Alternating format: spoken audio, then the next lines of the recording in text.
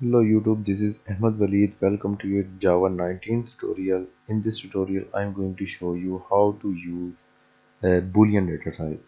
So actually ये special tutorial मैंने बनाया है, इसमें मैंने सोचा कि कभी हमने बूलियन डेटा टाइप के बारे में थोड़ा हमें पता होना चाहिए, वो यूज़ नहीं की अभी तक हमने।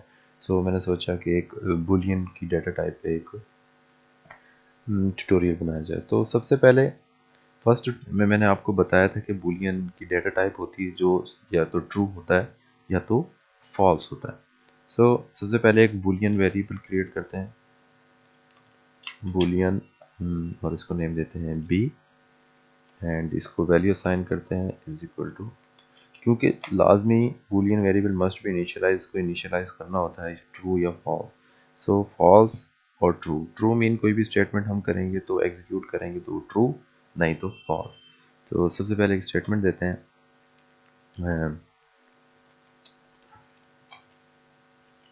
system dot out dot println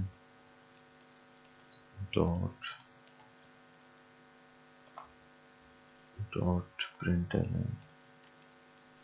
सो ये स्टेटमेंट है, हम इसको कहते हैं this will execute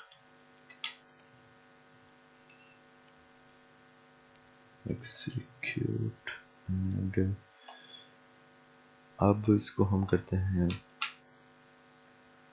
एक और स्टेटमेंट लिखते हैं if b then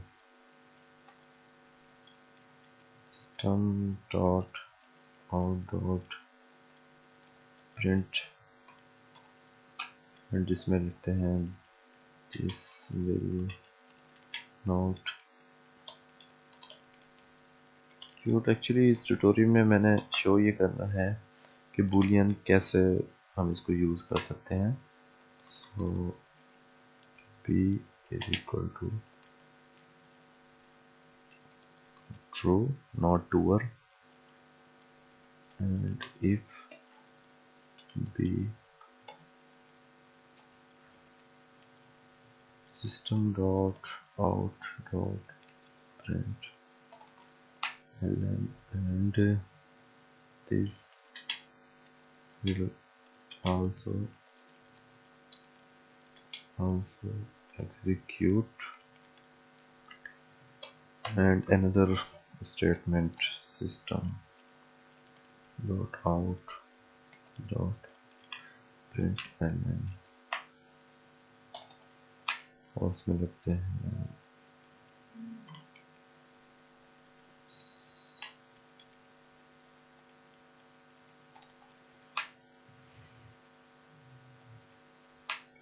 और इसमें आ गया 8 is greater than 7, concatenation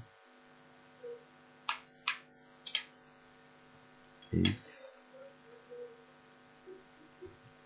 8 is greater than 7,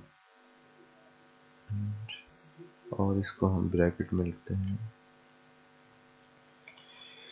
so run करके देखते हैं उसके बाद इसको।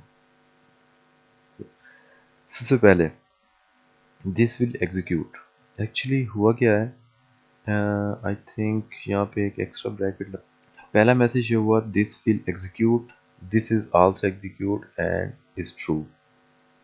इट डज मेक सेंस, हाँ अभी इसका समझ में नहीं आ रहा। सो ओह क्लोज, हाँ। सो क्या वो, सबसे पहले हमने एक बूलियन वेरिएबल क्रिएट किया, मैंने कहा उसकी दो स्टेट होती हैं ट्रू और फॉल्स। ट्रू मीन कोई भी स्टेटमेंट से पहले हम ट्रू करेंगे तो एग्जीक्यूट होगी, अदरवाइज नहीं होगी। सो स्टेटमेंट हमने एग्जीक्यूट की, इस स्टेटमेंट पे हमने अभी बूलियन वेरिएबल इंप्लीमेंट नहीं किया, ये सिंपल स्टेटमेंट थी तो इस तरह ये एग्जीक्यूट हो गई पहली स्टेटमेंट। सो नेक्स्ट हमने कहा इफ, अब हमने कंडीशन लगा दी इफ बी व्हाट, अगर बी ट्रू है तो इस स्टेटमेंट को मैंने कहा था इफ स्टेटमेंट, और उसके बाद एक स्टेटमेंट अगर आपने करली ब्रेसेस नहीं लगाई हैं तो ये स्टेटमेंट डिपेंड करती है इस इफ पे। अगर इफ लग गया है तो ये कंडीशन चेक होगी इफ बी इज ट्रू, क्योंकि ओनली बूलियन जब ट्रू होगा हम कंडीशन में तो एग्जीक्यूट होगी जो भी स्टेटमेंट करना चाहते हैं, अदरवाइज नहीं होगी। So B is true, B false था, यहाँ पे हमने फॉल्स असाइन किया था, इसलिए ये statement this will not execute, और ये स्टेटमेंट एग्जीक्यूट नहीं हुई। उसके बाद बी इज़ ट्रू, बी को हमने अब स्टेट चेंज की, ट्रू किया, सो बी ट्रू हो गया है। और हमने कहा इफ़ बी, अगर बी ट्रू है, क्योंकि फॉल्स पे एग्जीक्यूट, अब इफ़ बी अब ट्रू किया था हमने, तो ये स्टेटमेंट एग्जीक्यूट हो गई। सो अब आते हैं फोर्थ वन पे, दिस स्टेटमेंट। इस स्टेटमेंट में एक्चुअली क्या है, एक हमने स्ट्रिंग ली, स्ट्रिंग में हमने शो किया 8 इज ग्रेटर देन 7 इज।